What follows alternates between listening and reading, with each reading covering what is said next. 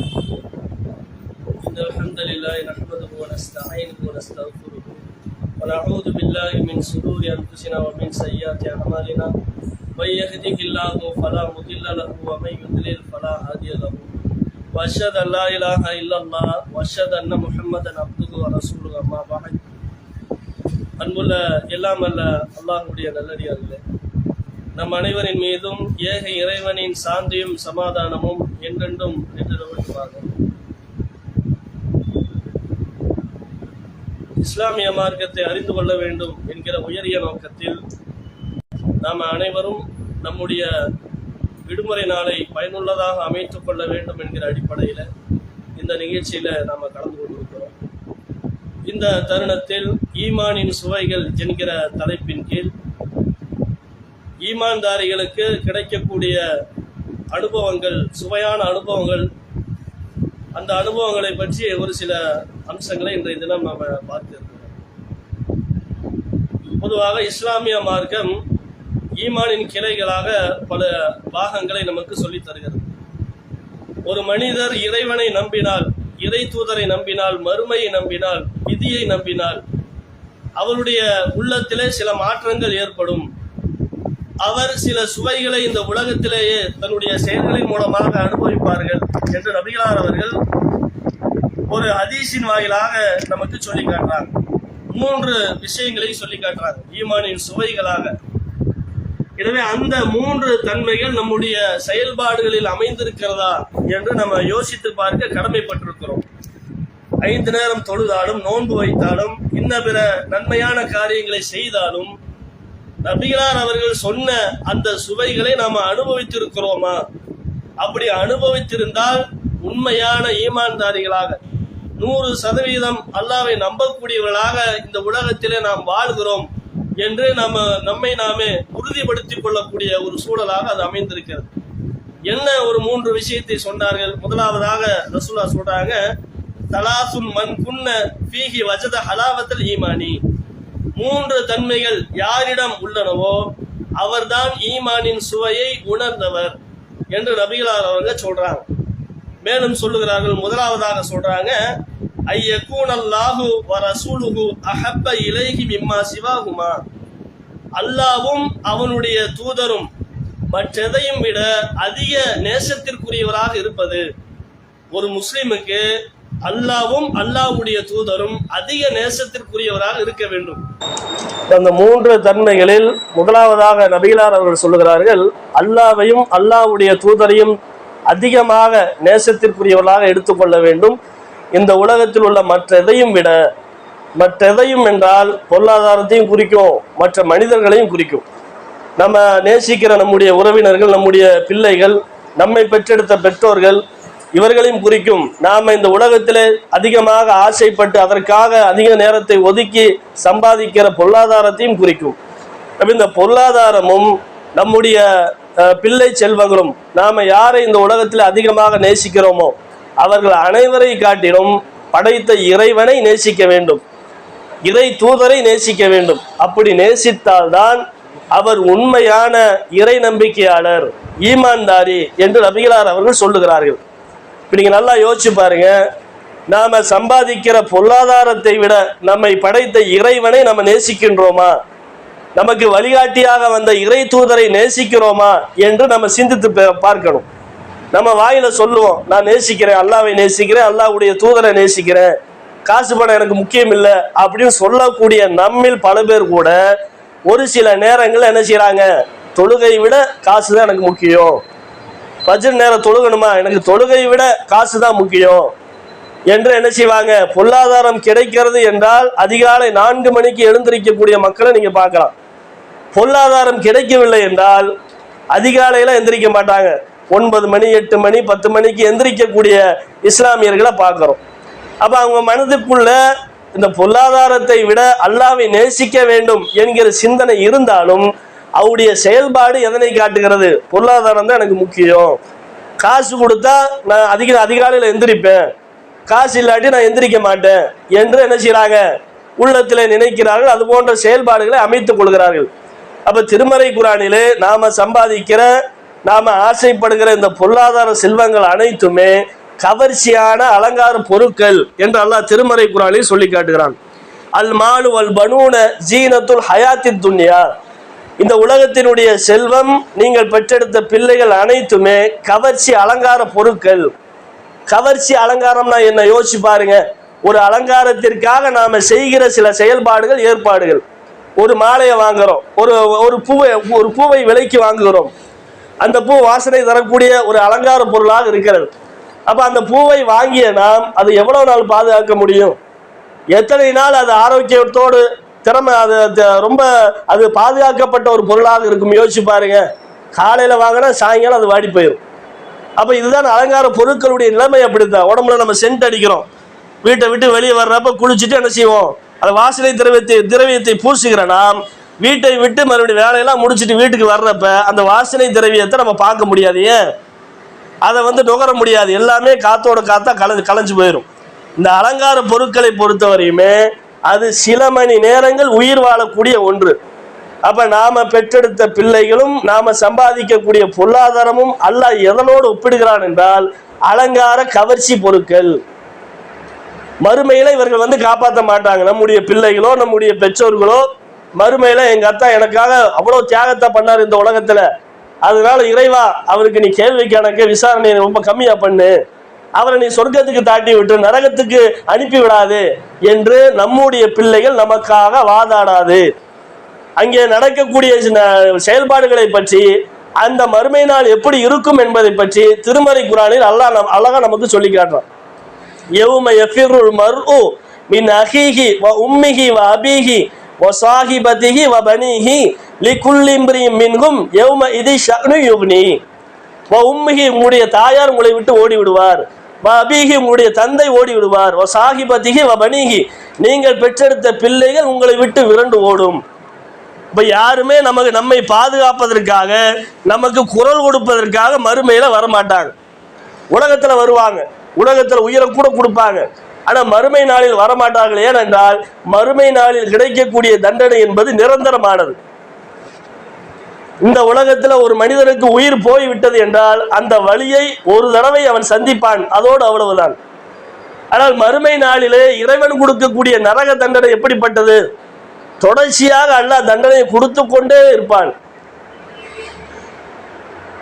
அவன் வாழவும் மாட்டான், சாகவும் மாட்டான் மறுமை நாள் நரகத்துல என்று அல்லாஹ் சொல்லி காட்டுகிறான். சொர்க்கத்துக்கு போனாலும் நிரந்தரமான வாழ்க்கை, நரகத்திற்கு சென்றாலும் நிரந்தரமான வாழ்க்கை. அங்கே கிடைக்கக்கூடிய தண்டனை யாராலும் குறைக்க முடியாது. அப்ப அதை பார்த்து அனைவரும் மிரண்டு ஓடுவார்கள், யாருமே நம்மை காப்பாற்ற மாட்டார்கள். எனவே இந்த உலகத்திலே ஒரு கவர்ச்சி அலங்கார பொருட்களாக கொடுக்கப்பட்டிருக்கிறது. அதை பொறுப்புணர்வோடு கையாள வேண்டும். பொருளாதாரம் கிடைத்த உடனே அதற்கு மயங்கி அல்லாஹ்வுடைய கட்டளைக்கு மாறு செய்யக்கூடாது. அது கிடைக்க வேண்டும் என்பதற்காக அல்லாஹ்வுடைய கட்டளை மீறக்கூடாது. நம்ம எவ்வளவு சம்பாதித்தாலும் அந்த பொருளாதாரம் மறுமையில் நம்மை காப்பாற்றாது என்பதை புரிந்து கொள்ள வேண்டும். மறுமை நாள் வரை, மரணிக்கிற அந்த நேரம் வரை மனிதனுக்கு இந்த பொருளாதாரத்தின் மீது உள்ள ஆசை என்பது கூடிக்கொண்டே இருக்கும். அல்லாஹ்வுடைய தூதர் அழகாக சொல்லி காட்டுறாங்க, ஒரு மனிதன் வளர வளர அவனோடு சேர்ந்து இரண்டு ஆசைகளும் சேர்ந்தே வளர்கின்றன. ஹுப்புல் மால், பொருளாதாரத்தின் மீது உள்ள ஆசை.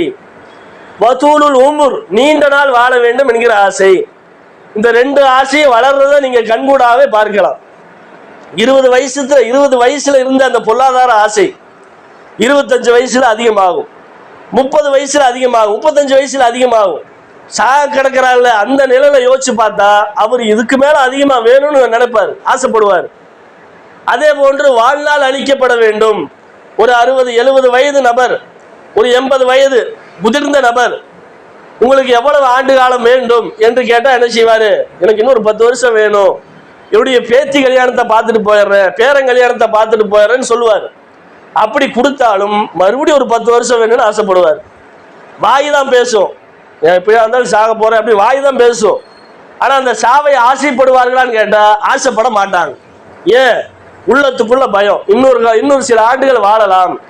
அப்ப இந்த மனித யதார்த்தத்தை ரசூலுல்லாஹ் சொல்றாங்க, மனிதன் வளர வளர இந்த இரண்டு ஆசைகளும் சேர்ந்தே வளர்கின்றன. இந்த இரண்டு ஆசையும் தகர்க்கக்கூடியது எதுன்னு கேட்டா இஸ்லாத்தினுடைய கொள்கை. ஒருவன் ஈமான்தாரியாக இருந்தால் அவனுக்கு என்ன ஆசை வரும்? பொருளாதாரத்தின் மீது ஆசை வந்துதான் ஆகும். அதை விட அதிகமான ஆசை அல்லாஹ்வின் மீது இருக்க வேண்டும், அதை விட அதிகமான நேசம் அல்லாஹ்வுடைய தூதர் மீது இருக்க வேண்டும் என்று இந்த தன்மை இருந்து விட்டால் அவர் ஈமான்தாரி. இது நம்மிடத்துல இருக்கிறதா என்று யோசிச்சு பார்க்கணும். பொருளாதாரத்தை விட அல்லாஹ்வை நேசிக்கிறோமா? அல்லாஹ்வுடைய தூதரை நேசிக்கிறோமா? நம்முடைய பிள்ளைகளை விட அல்லாஹ்வுடைய தூதரை நேசிக்கிறோமா? அல்லாஹ்வை நேசிக்கிறோமா என்று நாம நினைத்து பார்த்து அதில் குறைபாடு இருந்தால் நம்மை நாமே சரி செய்து கொள்ள வேண்டும். தொழுகையில குறைபாடு, மற்ற நல்ல அமல்களில் குறைபாடு, இவையெல்லாம் எதனால் வருகிறது? இந்த உலகத்திலே சம்பாதிக்கணும், பொருளாதாரத்தை திரட்ட வேண்டும் என்பதற்காக அல்லாஹ் கடமையாக்கிய வணக்கங்களை புறந்தள்ளக்கூடிய மக்களை நம்ம பார்க்கிறோம். அப்ப இவை அனைத்துமே இந்த உலகத்தினுடைய கவர்ச்சி பொருட்கள் என்பதை புரிந்து கொண்டு இதை நோக்கி நம்முடைய பயணத்தை அமைத்துக் கொள்ளக்கூடாது. நாம சுய பரிசோதனை செய்து கொள்ள வேண்டும். அல்லாஹ்வை அதிகமாக நேசிக்க வேண்டும், அல்லாஹ்வுடைய தூதரை நாம் அதிகமாக நேசிக்கணும். ஒரு சகாபி என்ன செய்யறாருன்னா, ஒரு ஏழ்மை நிலைப்பட்ட ஒரு சகாபி, அவர்கிட்ட ரசூலுல்லாஹ் சதக்கா பொருளை கொடுக்குறாங்க, ஜக்காத் கொடுக்குறாங்க. அப்ப அதை வாங்கி கொண்ட அந்த சகாபி என்ன செய்யறாருன்னா, அல்லாஹ்வுடைய தூதரை இன்னும் கொஞ்சம் கொடுங்கன்னு கையேந்துறாரு. மறுபடியும் ரசூலுல்லாஹ் கொடுக்குறாங்க. மறுபடியும் கேட்கிறார், அல்லாஹ்வுடைய தூதரை இன்னும் கொஞ்சம் கொடுங்க. அபு உபைதா, அந்த சகாபியுடைய பேர் அபு உபைதா. அப்ப கேட்டுக்கிட்டே இருக்கிறதை பார்த்த நபிகளார் அவர்கள் அந்த சகாபிக்கு அறிவுரை சொல்றாங்க, இப்படி நீ கேட்டு வாங்காத, இப்படி செய்வது தவறு அப்படின்னு சொல்லி அவருக்கு அழகான ஒரு அறிவுரையை சொல்றாங்க. வல்லாஹி, அல்லாஹ்வின் மீது ஆணையாக, மல் ஃபக்ர அகஷா அலைக்கும், உங்களுக்கு வறுமை ஏற்பட்டு விடும் என்று நான் அஞ்சவில்லை. சகாபாக்களை பார்த்து ரசூலுல்லாஹ் சொல்றாங்க, உங்களை பற்றி நான் எதற்காக அஞ்சுகிறேன் என்றால் வறுமை ஏற்பட்டு விடும் என்று நான் அஞ்சவில்லை. வலக்கின்ன அகஷா அன் துபுசத அலைக்கும் துன்யா, மாறாக உங்களுக்கு முன் வாழ்ந்தவர்களுக்கு உலக செல்வம் அதிகமாக கொடுக்கப்பட்டதை போல, கமா புசித்தத் அலாமன் கான கபலிக்கும், உங்களுக்கும் அதிகமாக கொடுக்கப்பட்டு பத்தனாஃபசுகா கமா தனாஃபசுகா, அதிகமாக போட்டியிட்டதை போல நீங்களும் போட்டியிட்டு துகுலிக்கும் கமா அகலக்கத்துக்கும், அது அவர்களை அழித்து விட்டதை போல உங்களை அழித்து விடக் கூடாது என்று நான் அஞ்சுகிறேன். இப்ப ரசூலுல்லாஹ் எதுக்கு பயப்பட்டிருக்கிறாங்க? நீங்க வறுமையில வாடி செத்து போயிருவீங்கன்னு ரசூலுல்லாஹ் பயப்படல. எதுக்கு பயப்பட்டிருக்கிறாங்க? உங்களுக்கு செல்வத்தை அல்லாஹ் அதிகமா தாறுமாறாக வழங்கிய பிறகு அதற்காக ஆசைப்பட்டு, அதற்காக பொறாமைப்பட்டு போட்டியிட்டு உங்களை நீங்களே அழித்துக் கொள்வீர்களோ, அதன் மூலமாக அழிந்து கொள்வீர்களோ என்று நான் அச்சப்படுகிறேன் ரசூலுல்லாஹ் சொல்றாங்க. அப்ப இந்த பொருளாதாரத்தை பத்தி ரசூலுல்லாஹ் எப்படி கண்ணோட்டத்துல பாக்குறாங்க? இந்த பொருளாதாரத்தை பேய் மாதிரி நம்ம ஆசைப்பட்டு இதுதான் வாழ்க்கை என்று நம்ம செயல்படுகிற பொழுது அது நம்மை அழித்து விடும் என்று ரசூலுல்லாஹ் சொல்றாங்க. இப்படி நீ இருக்கக்கூடாது, காசு கொடுக்குறான்னு கேட்டு கேட்டு வாங்கக்கூடாது, நம்முடைய தன்மானத்தை நம்ம அடகு வைக்கக்கூடிய ஒரு வேலையை செஞ்சிடக்கூடாது என்று ரசூலுல்லாஹ் என்ன செய்யறாங்க? பொருளாதாரத்தை பற்றி சொல்லுகிறார்கள். எனவே பொருளாதாரத்தை வைக்கக்கூடிய நேசம் என்பது குறைவான நேசமாக இருக்க வேண்டும். பொருளாதாரத்தின் மீது எந்த மனிதனும் ஆசைப்படாமல் இருக்க மாட்டான். எவ்வளவு பெரிய மனிதனாக இருந்தாலும், எவ்வளவு பெரிய ஈமான்தாரியாக இருந்தாலும் அவனிடத்தில் சிறிய அளவு ஆசையாவது இருக்கும். அந்த ஆசை என்பது ஒரு கட்டுக்கோப்பாக இருந்து விட்டால் மார்க்கத்தில் தவறு கிடையாது. அல்லாஹ் படைத்த இறைவனை விட, நமக்கு வழிகாட்ட வந்த இறை தூதரை விட அதிகமாக செல்கிற பொழுது அந்த பொருளாதாரம் சொல்லக்கூடிய அனைத்து காரியங்களையும் நம்ம கேட்போம், நம்முடைய பாதை நரகமாக அமைந்து விடும். இதை ரசூலுல்லாஹ் சொல்றாங்க. அப்ப இதை நம்ம புரிந்து கொள்ள வேண்டும். முதலாவது தன்மை என்னங்க? அல்லாஹ்வையும் அல்லாஹ்வுடைய தூதரையும் மற்ற எதையும் விட அதிகமாக நேசிக்க வேண்டும். நம்முடைய பிள்ளைகளை விட, நம்ம பயன்படுத்துகிற பொருளாதாரத்தை விட, ஆசைப்படுகிற பொருளாதாரத்தை விட அதிகமாக நேசிக்கணும். அப்ப ரெண்டாவதா ரசூலுல்லாஹ் சொல்றாங்க, அடுத்தது என்னன்னு கேட்டா, ஒருவரை அல்லாஹ்வுக்காகவே நேசிப்பது. வமன் அஹப்ப அபதன் லா யுஹிப்புஹு இல்லா லில்லாஹி அஸ்ஸ வஜல்ல, ஒருவரை நேசிப்பதாக இருந்தால் அல்லாஹ்விற்காக நேசிக்க வேண்டும். அவர்கிட்ட காசு நிறைய இருக்குது, நம்ம போய் பழகிட்டோம்னா ஏதாவது வாங்கி தருவாரு, ஏதாவது ஆத்திர அவசரத்துக்கு என்ன செய்வாரு, பணம் கொடுப்பாரு அப்படின்னு நம்முடைய பழக்கத்தை அமைத்து கொண்டோம் என்றால் அது ஈமான்தாரியுடைய பழக்கம் கிடையாது, இறைவனை நம்பக்கூடியவருடைய பழக்கம் கிடையாது. படைத்த இறைவனை நம்பக்கூடியவர் என்ன செய்ய வேண்டும்? அல்லாஹ்விற்காக, இறைவனுக்காக நேசம் கொள்ளணும். இவர் நல்ல மனிதராக இருக்கிறார், இவரோடு பழகணும் என்றால் நாம் அது போன்ற நல்ல பழக்கத்தை நம்முடைய வாழ்க்கையில கடைபிடிக்க முடியும். இவர் 5 நேரம் தொழுகிறாரு, இவரோடு சேர்ந்தோம்னா நாம ஒரு 5 நேரம் தொழ முடியும். தான தர்மம் செய்யறாரு, சேர்ந்தோம்னா தான தர்மம் செய்ய முடியும். இப்படித்தான் நம்முடைய சேர்க்கையை அமைத்து கொள்ள வேண்டும். ஒரு பெண்மணி இருக்கிறாங்க, அதிகமா தொழுகிறாங்க, அப்ப அந்த பெண்மணியினோடு பழக்கம் வைக்கிற பொழுது நாமளும் தொழ முடியும் என்று ஒரு பெண் யோசிக்கணும். இப்படி யோசிக்க கூடாது. எப்படி யோசிக்க கூடாது? அந்த பெண்மணி நிறைய காசு பணம் வச்சிருக்கிறா, நம்ம போய் பழகணும்னா ஆத்திர அவசரத்துக்கு என்ன செய்வா, கடன் கொடுப்பா, நம்ம அதுக்கு நம்ம யூஸ் பண்ணிக்கலாம் அந்த பெண்மணியை என்று என்ன செய்யக்கூடாது. இந்த உலக நோக்கத்திற்காக நாம நம்முடைய நட்புகளை அமைத்துக் கொள்ளக்கூடாது. இறைவனை நம்பக்கூடியவர் எப்படி இருக்கணும்? அல்லாவிற்காக நட்பு கொள்ள வேண்டும். அல்லது ஒருத்தர் கெட்டவராக இருக்கிறார், அவரை நம்ம திருத்தணும், அதற்காக நட்பு கொள்ளலாம். அவரை திருத்துவதற்காக அவரோடு பழகி அவர் மதுபானத்தை குடிக்கிறாரு, அதே போன்று பீடி சிகரெட் பழக்கமுடையவராக இருக்கிறார், நம்ம என்ன செய்யலாம், அதை வைத்து இதை செய்யக்கூடாது என்று அவரிடத்தில் அறிவுரை சொல்லி அவரை திருத்துவதற்காக நட்பு கொள்வது என்பது அல்லாவிற்காக நட்பு கொள்ளக்கூடிய பழக்கம். அப்ப இப்படி நம்முடைய தன்மை, இரண்டாவது தன்மையை ரசூலுல்லாஹ் சொல்றாங்க, நேசிப்பதாக இருந்தால் அல்லாவிற்காக நம்ம என்ன செய்யணும், நேசிக்கணும். இதை சகாபாக்களுடைய வாழ்க்கையில நீங்க பார்க்கலாம். கஅப் இப்னு மாலிக் என்கிற சகாபி, அவருடைய வாழ்க்கையில நடந்த ஒரு சம்பவம். ரசூலுல்லாஹ் என்ன செய்யறாங்க, அவர் போர்க்களத்திற்கு வராத காரணத்தினால் அவருக்கு தண்டனை கொடுக்குறாங்க. என்ன தண்டனை? நீங்க மக்கள் இடத்துல பேசக்கூடாது, பொதுமக்கள் மத்தியில் தண்டனை சொல்றாங்க, நீங்க இவர்கிட்ட பேசக்கூடாது அப்படின்னு கஅப் இப்னு மாலிக்கிட்ட யாருமே பேசல. அப்ப அவருடைய நெருங்கிய நண்பராக இருக்கிற அபு கத்தாத்தா ரலியல்லாஹு அன்ஹு, அவர் மிகப்பெரிய நெருங்கிய நண்பர். அப்ப அவர்கிட்ட போய் நம்ம பேசுவோம், அவர் நம்ம இடத்துல பேசுவார் என்று என்ன செய்யறாங்க, சில நாட்கள் கழித்து அவருடைய வீட்டுக்கு போறாங்க. வீட்டுக்கு போய் அவர்கிட்ட சலாம் சொல்றாங்க, சலாத்துக்கு அவர் பதில் சொல்லல. அவர்கிட்ட பேசுறாங்க, திரும்ப பேசல. அல்லாஹ்வின் மீது ஆணையாக நான் எந்த தப்பும் செய்யல என்று என்ன செய்யறாரு, தன்னுடைய நிலைப்பாட்டை சொல்றாரு. நான் செய்த தப்பை ஒத்துக்கொண்டேன், நான் வேண்டும் என்றே செய்யவில்லை என்றெல்லாம் சொல்றாரு. அவர் சொல்றாரு, அல்லாஹ் தான் மிக அறிந்தவன், நீங்க சொல்வதை நான் நம்ப மாட்டேங்கிற அடிப்படையில் அல்லாஹ்வே மிக அறிந்தவன். அல்லாஹ்வுடைய தூதர் கட்டளை இட்டு இருக்கிறார்கள். என்ன கட்டளை இட்டு இருக்கிறாங்க, உங்களிடத்துல பேசக்கூடாது என்று ஒரு சின்ன தண்டனை, பெரிய தண்டனை தான் ரசூலுல்லாஹ் சொல்லி இருக்கிறாங்க. சொன்ன உடனே அதை கேட்ட அந்த சகாபி என்ன செய்யறாருன்னா, இதை நம்முடைய வாழ்க்கையில கடைபிடிக்க வேண்டும், அல்லாஹ்வுடைய தூதர் சொல்லியிருக்கிறாங்க, நமக்கு நாம வெறுத்தாலும் இந்த செயல்பாடை கடைபிடிக்கணும்னு சொல்லி அவர்கிட்ட அவர் பேசவே இல்லை. பிறகு அல்லாஹ் என்ன செய்யறான், இவருடைய பாவங்களை மன்னித்து குர்ஆன் வசனத்தை இறக்கிறான். இவருக்கு சந்தித்த அந்த சோதனைகள், சந்தித்த அந்த பிரச்சனைகள் எல்லாத்தையும் பார்த்த இறைவன் என்ன செய்யறான்னா, இவருக்கு நம்ம மன்னிப்பு வழங்க வேண்டும் என்று திருமறை குர்ஆனிலே அவரை மன்னித்து ஒரு வசனத்தை இறக்கிறான். அப்ப அந்த அளவிற்கு அவர்கள் தியாகம் செய்திருக்கிறார்கள். அப்ப ஒரு சகாபி இன்னொரு சகாபிகிட்ட ஏன் பேசாம இருந்தாங்க, அல்லாஹ்வுடைய தூதர் தடுத்திருக்கிறாங்க, அல்லாஹ் தடுத்திருக்கிறான், அதனால நம்ம பேசக்கூடாது. அப்ப இப்படி அல்லாஹ்விற்காக நட்பு கொள்வதும் அல்லாஹ்விற்காக பிரிவதும் தான் ஈமானுடைய இரண்டாவது ஒரு தன்மையாக இருக்கிறது என்று ரசூலுல்லாஹ் என்ன செய்யறாங்க, நமக்கு அதை சொல்றாங்க. இது நம்முடைய வாழ்க்கையில நம்ம கடைபிடிக்க வேண்டும்.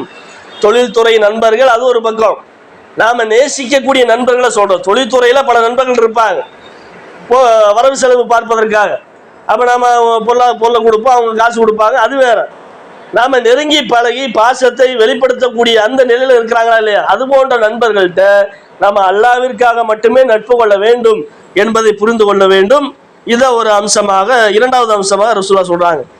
மூன்றாவதாக ரசூலுல்லாஹ் சொல்றாங்க, இஸ்லாத்திற்கு வந்த பிறகு ஒருவர் இஸ்லாம் தான் சரியான மார்க்கம், இறைவனுடைய மார்க்கம் என்று ஏற்றுக்கொண்டு வந்த பிறகு தவறான பாதைக்கு செல்ல நாடுவதை நரக நெருப்புல பொசுக்குவதை போல உணர்ந்து அது அப்படிப்பட்ட ஒரு வேதனை தரக்கூடிய ஒரு ஒன்றாக கருதி அந்த பாவத்திற்கு திரும்ப போகாம இருக்கிறாரா இல்லையா, அது ஈமான்ல ஒரு பகுதி. ரசூலுல்லாஹ் சொல்றாங்க, இஸ்லாத்துக்கு வந்துட்டாரு, வந்ததுக்கு அப்புறம் இஸ்லாத்துல இருக்கக்கூடிய ஆள் மறுபடியும் இஸ்லாத்தை விட்டு வெளியே போவதை எப்படி நினைக்கிறாருன்னா, தீயில தூக்கி போட்டு எரிக்கிற மாதிரி நினைக்கிறார். அந்த அளவிற்கு வேதனை உணர்கிறார். அப்படிப்பட்ட ஒரு உள்ளத்துல ஒரு மிகப்பெரிய நடுக்கத்தை, பயத்தை உணர்கிறார். அப்படிப்பட்டவருக்கு ஈமானுடைய தன்மை இருக்கு, சுவை இருக்கிறது. இதெல்லாம் ஈமானுடைய சுவை ரசூலுல்லாஹ் சொல்றாங்க. அப்ப நாம என்ன செய்யணும்னா, நம்முடைய வாழ்க்கையில நபிகளார் அவர்கள் சொன்ன இந்த தன்மைகள் இருக்கிறதா, அப்படி இல்லை என்றால் அந்த தன்மையை வரவழைக்கக்கூடிய ஒரு வேலையை செய்யணும். ஏதோ இந்த 3 சொன்னா 2 இருக்கும், அல்லது 1 இருக்கும் சில நபர்கள்ட்ட 3மே இருக்கும். அப்ப இந்த ஈமான்தாரிகளுடைய செயல்பாடுகளில் வெளிப்படக்கூடிய தன்மையை ரசூலுல்லாஹ் சொல்றாங்க. இது 3மே நம்ம இடத்துல வெளிப்பட வேண்டும். 1 வெளிப்பட்டா போதும், 2 வெளிப்பட்டா போதும் ரசூலுல்லாஹ் சொல்ல, 3மே வெளிப்படணும். அப்படி வெளிப்பட்டா தான் அவர் ஈமான்தாரி. அப்ப முதலாவதாக ரசூலுல்லாஹ் என்ன சொல்றாங்க? முதலாவதாக அல்லாஹ்வுடைய தூதரையும் அல்லாஹ்வையும் அதிகமாக நேசிக்க வேண்டும். இரண்டாவதாக ரசூலுல்லாஹ் என்ன சொல்றாங்க? அல்லாஹ்விற்காக நட்பு கொள்ள வேண்டும், அல்லாஹ்விற்காக நம்ம என்ன செய்யணும்? பிரியணும். மூன்றாவதாக ரசூலுல்லாஹ் என்ன சொல்றாங்க? இறை மறுப்பை தேடுவது, இறை மறுப்புல போய் விழக்கூடிய அந்த செயல்பாடை நெருப்பிலே பொசுக்கப்படுவதை போல ஒரு அச்ச உணர்வு நமக்கு ஏற்படுவது. இந்த மூன்றுமே ஈமானுடைய தன்மைகளாக ரசூலுல்லாஹ் சொல்றாங்க. எனவே இது நம்மிடத்தில் வெளிப்பட வேண்டும். அப்படிப்பட்ட செயல்பாடுகளை நம்ம அமைத்துக் கொள்ள வேண்டும் என்பதை புரிந்து கொள்ளணும்.